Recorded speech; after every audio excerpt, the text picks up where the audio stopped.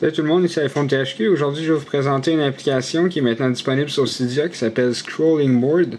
Donc, cette application-là, qu'est-ce que ça permet de faire? C'est tout simplement un déjà vu qui est ramené sur une application.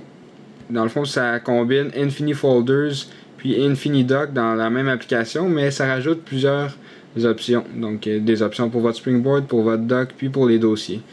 Donc, c'est Scrolling Board qui est disponible sur Cydia au coût de 1,50$. Il est également disponible sur la source VIP d'iPod Touch ISO Pro. Donc, une fois que c'est fait, vous allez dans la recherche, puis vous allez marquer Scrolling Board, donc S-C-R-O-L-L-I-N-G.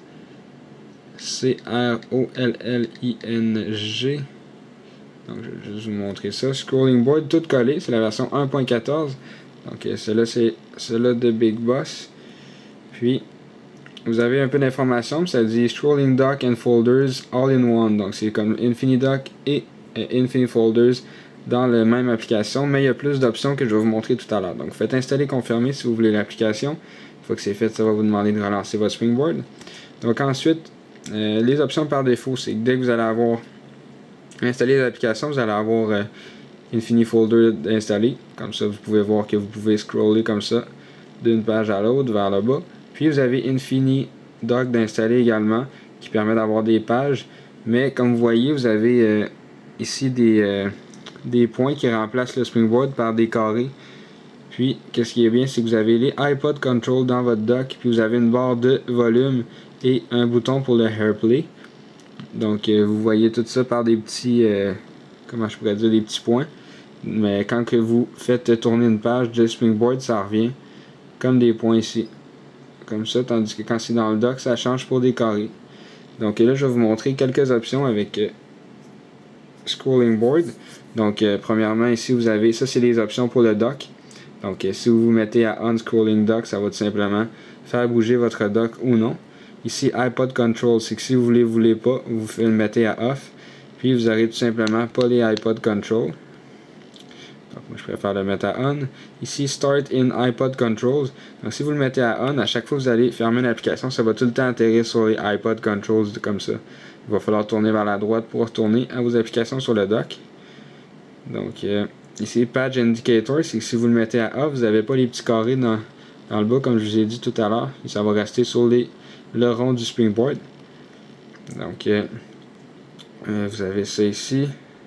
Puis Scroll Indicator, c'est si vous le mettez à On, vous allez avoir, quand vous allez tasser, une barre dans le bas qui va vous montrer comme ça, vous voyez une barre noire qui vous permet de voir à quelle page vous êtes environ.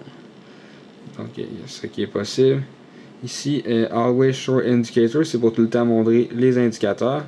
Bounce Effect, donc ça, les trois lignes ici, Bounce Effect, Bounce Force, défaut 0.3, ça va tout ensemble. Donc, si vous le mettez à On, vous pouvez choisir l'effet du bounce. Donc, je vais le mettre au maximum pour vous montrer vraiment qu'est-ce que ça fait.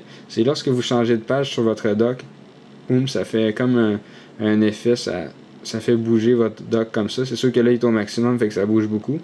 Mais vous pouvez jouer avec pour choisir qu'est-ce que vous voulez comme effet. Donc, je vais le remettre à Off. Ici, Paging, c'est tout simplement pour que ça soit des pages. Donc, quand on fait ça, c'est comme si c'était des pages quand on change. Comme si mettons sur le Springboard. Mais si je le mets à Off. Oups. Voyons. OK. Donc, ça sera pas comme des pages. Ça peut atterrir n'importe où. Comme ça.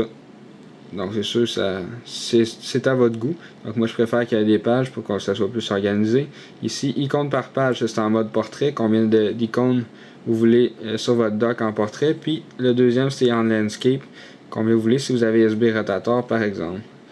Donc vous choisissez vos options pour le dock. Ici, le folder option, c'est semblable. Ici, scroll indicator pour avoir un indicateur. Always show indicator pour tout le temps le montrer. Bounce effect, c'est la même chose pour avoir des mouvements lorsque vous atterrissez d'une page à l'autre.